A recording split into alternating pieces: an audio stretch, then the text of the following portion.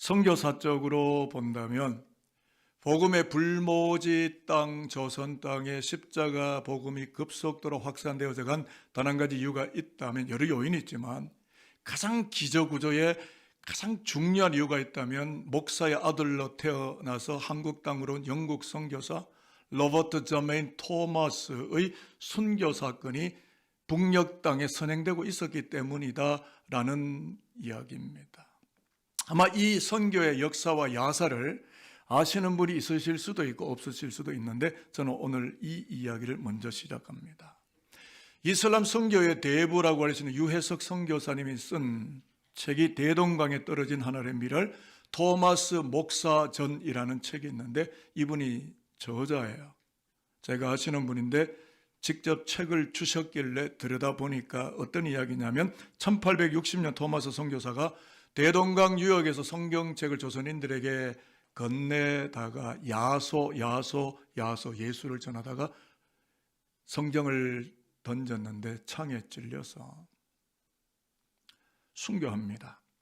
그런데 순교하고 나서 거기서 사건이 일단락되는 끝나지 않고 한 사람의 순교의 피가 대동강물에 뿌려졌고, 그 물을 마시는 조선의 백성들은 예수께로 돌아오게 되면서 불신으로 점철된 땅이 믿음의 땅으로 변모해가고, 그리하여 하나님 보좌에 앉아 계셔야만 하셨던 그리스도 예수가 벌떡 일어나셔서 북녘 땅으로 걸어다니기를 시작하시는가 하면, 현재는 남녘 땅을 걸어다니고 계신다 라는 이야기를 하는 거예요. 오늘 설교의 방향, 디렉션, 설교의 방향은 예수를 전하다가 기꺼이 순교하게 되는 사건은 하나님의 보좌에 앉아 계시던 그리스도를 일어나게 하시는 사건인과 동시에 그리스도가 역사 속으로 걸어 들어오시게 되는 아주 위대한 사건이라는 것을 논증하려는 데 설교의 방향과 목적과 이유가 있습니다.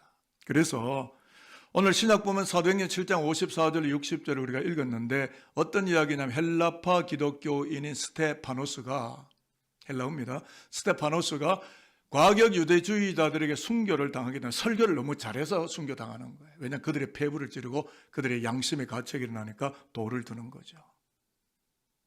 그래서 저도 사실은 설교를 잘할까 말까 고민을 많이 하는데, 스데반 설교 잘해서 죽은 거예요.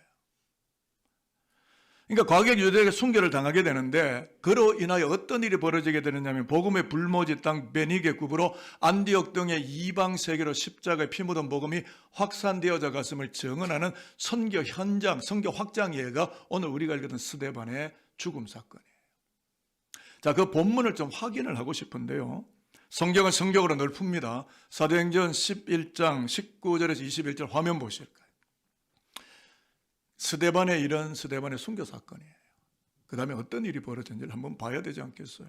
같이 읽습니다. 시작. 그때 스데반의 일로 일어나 환란으로 말미암아 흩어진 자들이 베니게와 구브로와 안디오까지 이르러 유대인에게만 말씀을 전하는데, 그 중에 구브로와 구레네 몇 사람이 안디옥에 이르러 헬라인에게도 말하여 주 예수를 전파하니, 주의 손이 그들과 함께 하심에 수많은 사람들이 믿고 주께 돌아오더라. 불모지가 믿음의 땅으로 바뀌는 역사죠. 무슨 말이냐면, 스테파누스의 순교로 인해서 그릭 언어, 즉 헬라어를 사용하는 헬라권 사람들과 아람어를 사용하던 유대권 사람들이 예수께로 돌아오는 촉발점, 촉진제, 시동 로프가 걸렸다는 거예요. 순교 사건은 그런 거죠.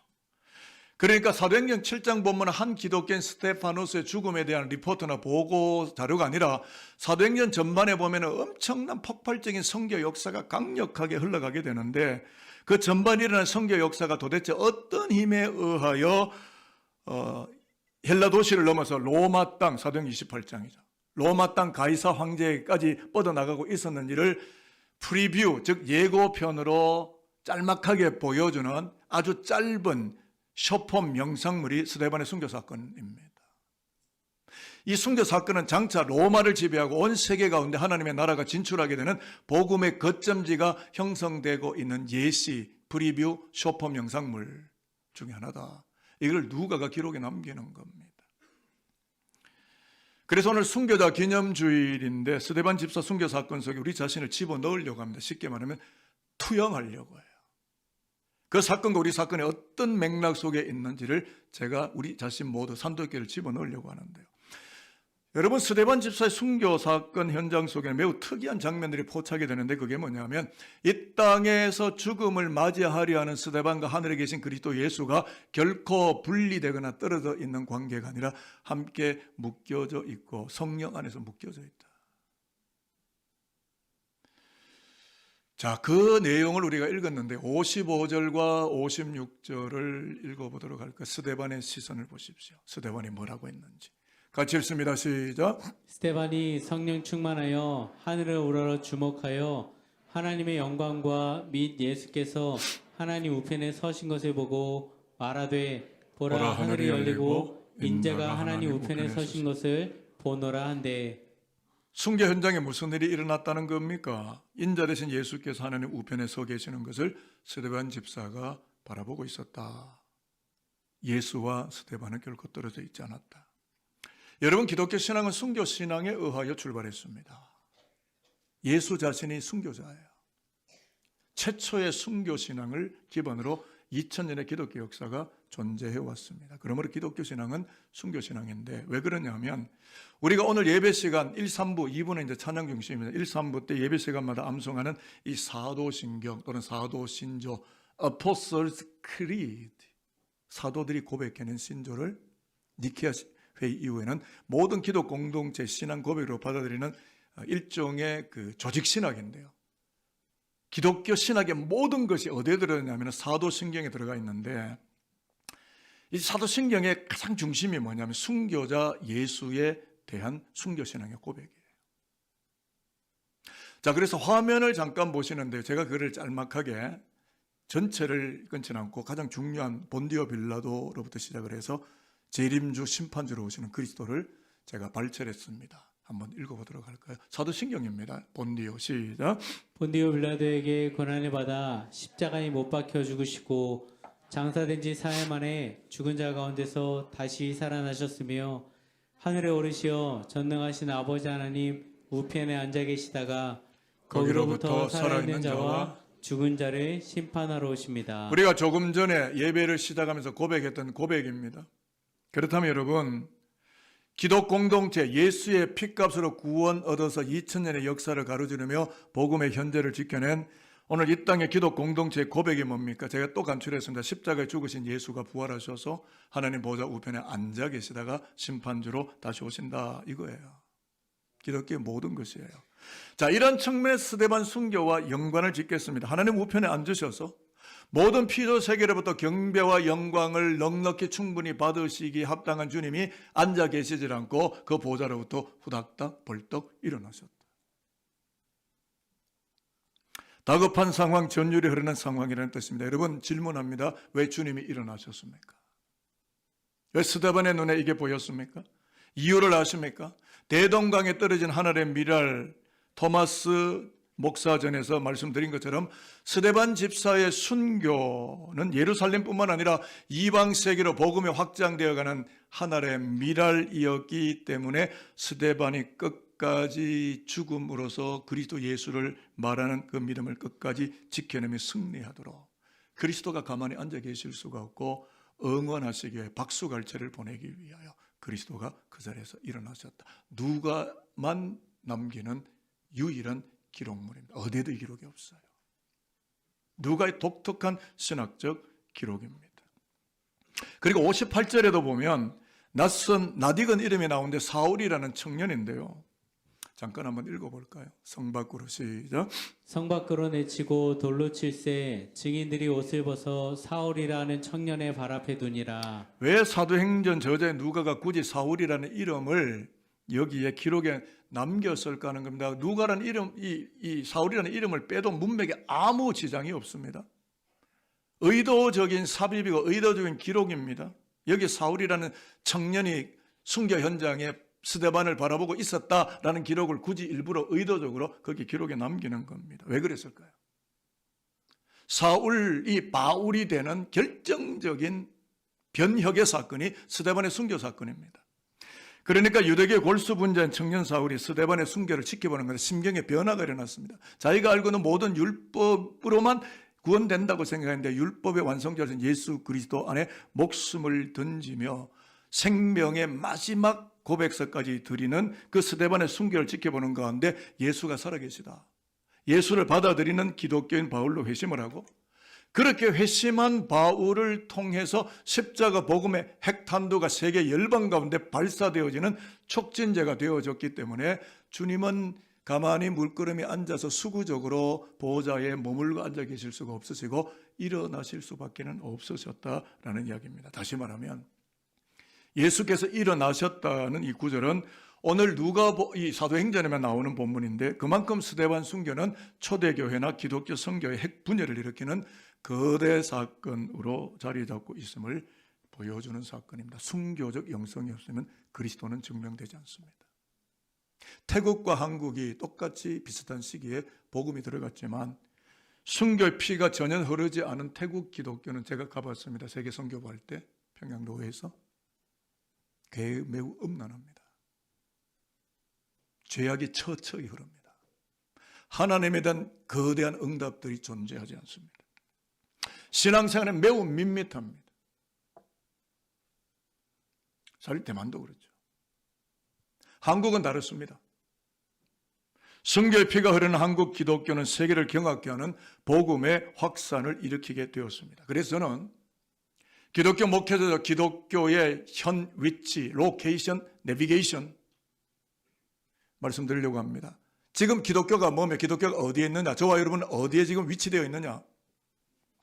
어린 양 예수가 십자가에서 최초의 순교의 피를 흘리셨고, 로마에서 베드로와 바울이, 인도에서 디두모라는 토마스가, 예루살렘에서 야고보가, 서머나 교회 감독인 폴리카비 화영장에서, 한국의 주기철 손양원 목사, 그 외에도 수많은 순교의 핏부림의 제사가 그 땅을 복음하고 구원했다는 것이 2000년의 기독교 역사 속에 증명되어지는 순교의 의미이고 순교의 거룩한 사건입니다.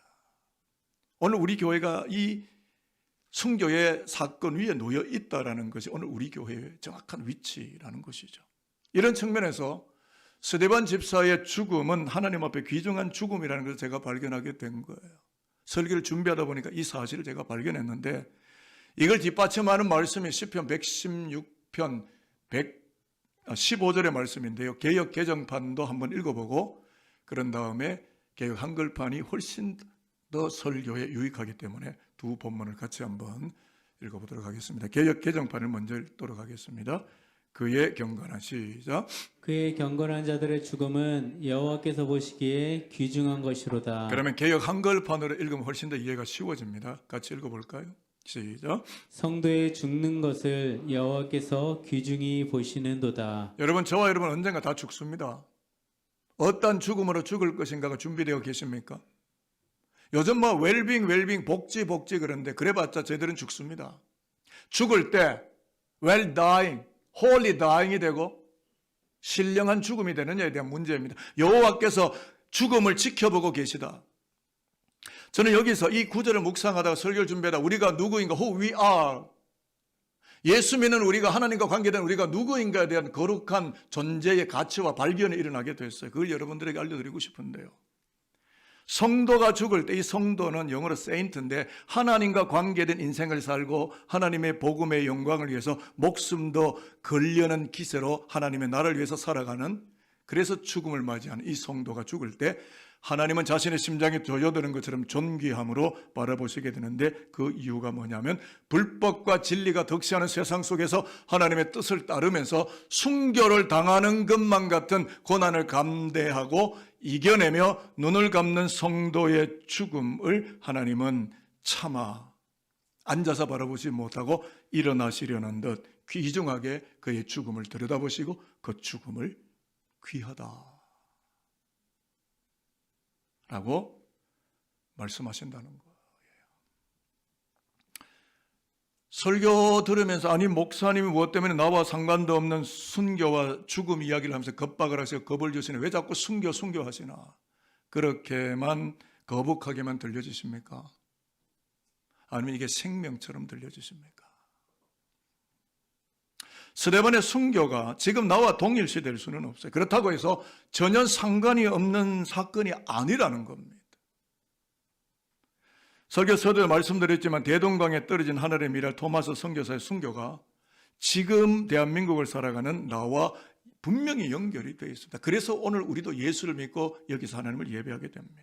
그런 것처럼 2000년 전 예루살렘, 바로 그 땅에서 하늘의 미랄로 떨어져 팔레스타인 땅에 떨어져 하나님 앞에 귀중한 죽음을 죽었던 스데반의 죽음은 베니게 구브로를 거쳐 로마를 지나고 아시아와 중국을 통과해 대한민국 서울 목동 오목로 270번지 에 있는 산돌교회에까지 예수의 피 묻은 생명이 닿아지게 되었다.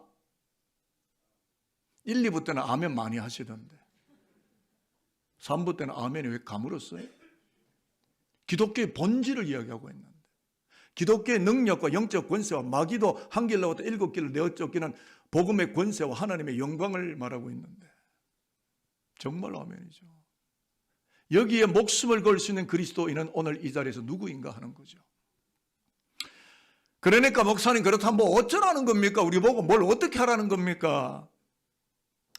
여러분 그 해바라기 영화에 보면은 어느 모 배우가 쳐들어갑니다. 휘발유 막 뿌려놓고 내가 더 무섭게 해줄까? 그러면서 신나를 얹어놓고 담뱃불 확 던져요. 그리고는 심판하는 뭐 그런 영화가 있습니다. 제가 더 무섭게 해드릴까요? 저를 한번 따라해 보겠습니다. 지금 예배하는 나에게도 순교가 남아 있습니다. 순교가 남아 있습니다. 눈이 휘둥그레지실 텐데 우리를 죽이시려나 목사님이? 이런 겁니다. 복음을 전하다가 성경대로 살다가 예수 잘 믿으려 하다가 손해보는 일, 자존심 구겨지는 일, 따당하는 일, 외면당하는 일, 불편해지는 일, 이게 순교라는 거예요. 예수를 지키려고 하다가 복음의 절대 가치를 지키려고 하다가 내 물질이 상하고 내 자존심이 구겨지고 왕따를 당하고 순교라는 거예요. 어쩌면 이게 더 어려운 순교라고 저는 말씀드리고 싶은데 왜냐하면 단회적 순교는 스데반, 야고보처럼 폴리갑처럼 토마처럼 한 번 죽으면 끝나지만 삶 속에서의 순교는 매일매일 부활장에 보면 바울이 I die every day 나는 매일 죽는다라고 고백하는 것처럼 매일매일 내가 사건 속에 죽어야 하기 때문에 훨씬 더 비중이 크고 책임감이 뒤따르는 순교적 신앙생활이다라고 저는 생각하기 때문에 오늘 이곳에 예배하는 우리 모두는 여전히 순교가 남아있다. 그러므로 여러분 이제 설교 마무리로 갑니다. 어차피 예수 믿기로 했고 어차피 한 번 죽습니다. 한 번 죽을 거 예수 잘 믿다가 죽으면 좋지 않아요? 헐렁하게 시시껍적하게 구렁이 담 넘어가듯이 믿는 건지 안 믿는 건지 세상 사람인지 교회 할 때는 교회 집 다 끊고 나가면 딱 뒷주머니에 놓고 세상이 요구하는 집 다 끊고 나가면 기독교인이 있는 거 행세 안 하고 양면성을 가지고 사는 이제 그런 거 다 걷어치우고 오직 예수 신앙으로 하나의 칩만 가지고 일관된 믿음으로 그렇게 예수가 우리를 부르시지 않았습니까? 그렇기 때문에 열심을 다해서 십자가를 따라가야 되지 않겠습니까? 명량이라는 영화 보신 분이 계시겠지만 거기에 이순신 충무공이 나옵니다. 최민식 씨인가 그런데 희화의 모든 병졸들에게 구차하게 초라하게 목숨에 기대지 마라. 정말 제가 존경하는 분이 기독교인 외에 존경하는 분이 충무공 이순신입니다. 해병대 제1기에 그래서 제가 존경해요. 제 해병대 선배거든요. 근데 저는 백의종군도 가능하고 그렇게 하면서 끝까지 국가에 충성하며 나라를 살리려고 하는 국가에 충성해내는 수많은 이 몰입애들의 모함 속에서도 끝까지 국가를 향한 일념을 감당하며 목숨에 기대지 않던 그러니까 구차하게 자기 목숨을 지키려고 하는 군인보다는 생명 걸기까지 충성하는 군인이 박수갈채를 받는 법 아니겠습니까? 저는 요즘 군대가 전투력이 강해졌으면 좋겠다고 생각하는 목사입니다. 너무 약해요. 그래서 주님께서 벌떡 일어나셔서 스데반에게 박수갈채를 보내는 이유가 뭡니까? 스데반의 죽음으로서 복음을 지켜내며 예수 신앙을 완성해가는 그 모습을 바라보며 예수 그리스도가 일어나실 수밖에 없고 박수갈채를 보내며 스테판, 스테판, 스테판 끝까지 오케이 가자, 가자, 가자 이거 아닙니까? 본문은 그런 기록이 없어요. 그냥 제가 분위기를 좀 이렇게 해서 좀 각색에 집어넣은 건데 그랬을 거예요. 주님께서 스테반 잘한다. 자, 우리도 주님께 박수를 받아보는 그런 황송한 삶을 단 한 하루라도 살아본다면 영광스러우지 않겠습니까? 아니 어쩌면 일생을 그렇게 산다면 그거보다 더 큰 영광이 우리 기독교인에게 또 있었단 말입니까? 더 좋은 집, 더 좋은 자동차, 더 화려한 세상의 욕구와 충족과 욕망과 권력과 그걸 다 가져본들 무엇을 얻으셨어요? 그리스도 예수를 얻는 것 외에 무엇이 그렇게 아름다웠고 영광스러웠습니까? 그리스도 예수를 아는 지식이 가장 고상함을 인하여 이 길을 걸어가는 것 외에 우리에게 더 큰 어떤 영광이 존재하고 있었습니까? 예수 믿는 우리 모두에게 오늘 3부 예배를 드리는 우리 모두에게 무엇이 가장 큰 영광이었습니까? 예수를 믿으면서. 예수 안에서 잠드신 고 방지일 목사님, 요 이웃 영등포 교회 원로 목사님이시죠. 돌아가셨습니다. 근데 그가 살아계실 때 우리 평양노회도 와서 강의도 하시고 거의 8세, 9세 이때도 걸어 돌으셔서 강의도 하시고요. 이번에 한국 복음 역사를 위해 피 흘렸던 순교자들의 신앙을 기리고 헌모하는 그 심포지엄이나 세미나에 오셔서 기조 설교를 하셨는데요. 그 설교 내용의 일부분만 제가 발췌를 했어요.